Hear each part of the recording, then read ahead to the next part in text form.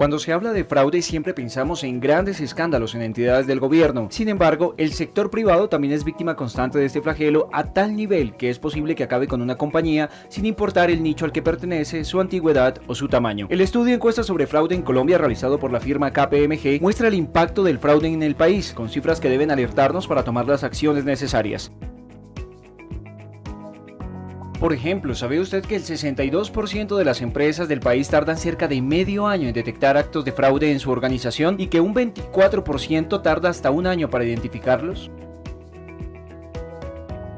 De todas las empresas encuestadas en el estudio, el 11% no lograron identificar a los perpetradores del fraude, mientras que el 85% de las empresas sí lo hicieron. La mitad de las empresas encuestadas han reconocido alguna anomalía. Para el 60% de las empresas participantes, control interno jugó un papel importante porque fue quien las detectó, mientras que para un 22% fue por denuncias de terceros. ¿Cuáles son las principales actividades de fraude en Colombia? El robo de dinero con un 35% de los casos ocupó el primer lugar en el listado de fraudes, seguido por los daños a los inventarios, es decir, los bienes y productos en bodega, principalmente con un 16%. El 15% de los casos surge el soborno como la tercera actividad fraudulenta. Otros casos incluyen conflicto de intereses con un 11%, la manipulación del flujo de caja, reconocimiento de ingresos fraudulentos y desembolsos fraudulentos, las tres con un 5% de frecuencia en los casos. En las últimas posiciones están las manipulaciones a las métricas o los indicadores con un 4% y con 2% los casos de acceso no autorizado y piratería. ¿Quién comete los fraudes? La distancia entre sexos no es muy alta, pues el 56% de los defraudadores son hombres. También en el 57% de los casos,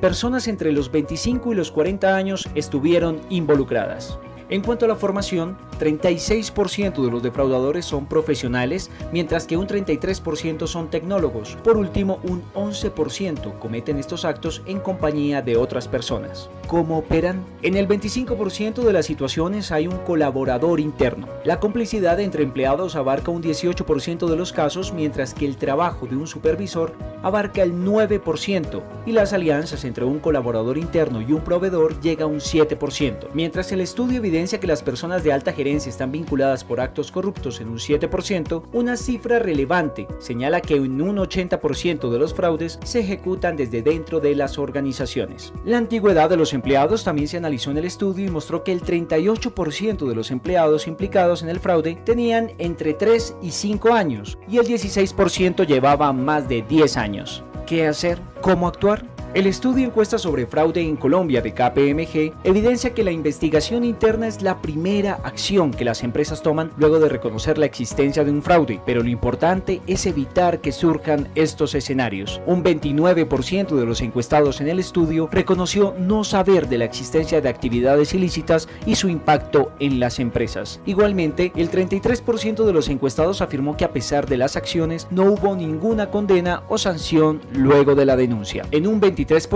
las empresas solo lograron detectar el fraude por un cambio en el estilo de vida del perpetrador. Es mejor reconocer las tendencias en fraude y saber cómo actuar. Conozca los resultados del estudio en www.kpmg.com/co o en nuestro link alterno y analice diversos frentes y facetas, así como el impacto en los sectores económicos del país frente a este tema.